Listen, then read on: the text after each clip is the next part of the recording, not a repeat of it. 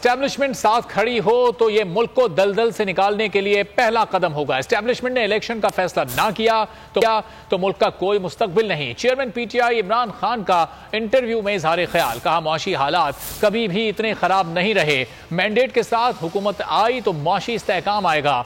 Technocrat हुकूमत से मसाइल हल नहीं होते।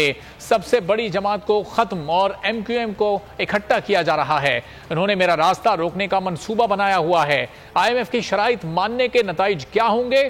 सड़कों पर श्रीलंका जैसी सूरत हाल होगी। अगर आपको ये वीडियो पसंद आई है तो हमारे चैनल को सब्सक्राइब करें और बेल आइकॉन पर क्लिक करें।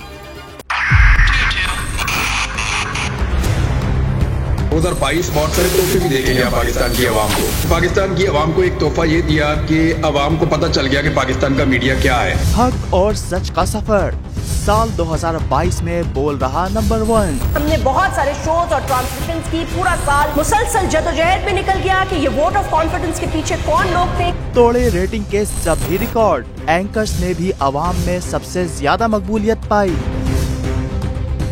और सोशल मीडिया पर भी बोल रहा सब पर भाग।